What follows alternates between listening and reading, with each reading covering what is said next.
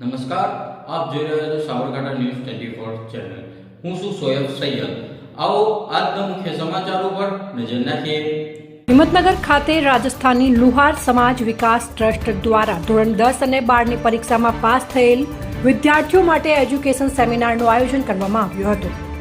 નલિન કાંત Gandhi town hall ખાતે રાજસ્થાની લુહાર સમાજના ધોરણ 10 અને 12માં ધોરણમાં પાસ થયેલા વિદ્યાર્થીઓ માટે આગળ શું તેની રૂપરેખા માટે સેમિનાર સમાજના આગેવાનો અને સમાજના શિક્ષકો દ્વારા આયોજન કરવામાં આવ્યું હતું. સેમિનારમાં સમાજના 6 ઇલાકાના આગેવાનો તેમજ હૈદરાબાદથી આવેલા સાદાબભાઈ ઉપસ્થિત રહ્યા હતા, જેમાં ગુજરાતના લુહાર સમાજના આશરે 200થી વધારે વિદ્યાર્થીઓને ધોરણ 10 અને 12 પછી કોઈ મૂંઝવણ ન રહે તેની સમજણ આપી વિદ્યાર્થીઓને સર્ટિફિકેટ અને ઇનામ વિતરણ કરવામાં આવ્યું હતું. સાબરકાંઠા ન્યૂઝ 24 ને સબસ્ક્રાઇબ કરી લાઇક કરવાનું ભૂલશો નહીં, જેથી આવનારા સમયમાં ઝડપથી આપના સુધી સમાચાર પ્રાપ્ત થઈ શકે. રિપોર્ટર સોએબ સૈયદ, સાબરકાંઠા.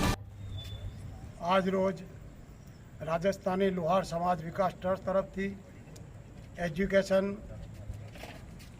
એક્ઝામ જે આપેલી હતી એના માટે ઇનામ વિતરણ સેમિનાર યોજવામાં આવેલો હતો. અમારા સમાજનો બાળકો માટે એનું ઇનામ વિતરણ કરેલ છે અને એના પ્રોગ્રામમાં સારી એવી અમારી મેદની સહકાર આપેલ છે. અમારી મહેમાન બિરાદરીએ લુહાર સમાજ બિરાદરી સામેલ થયેલ છે અને સારામાં સારો પ્રોગ્રામ સક્સેસ થયેલ છે. અને બધાની મહેનત ગુજરાત યંગ કમિટી, લુહાર સમાજ કમિટી, રાજસ્થાની લુહાર સમાજ કમિટી, દરેકને સમગ્ર લુહાર સમાજનો, પૂરી ગુજરાતને લુહાર સમાજને સપોર્ટ આપ્યો એ બદલ ખૂબ ખૂબ આભાર છે પૂરી બિરાદરીનો.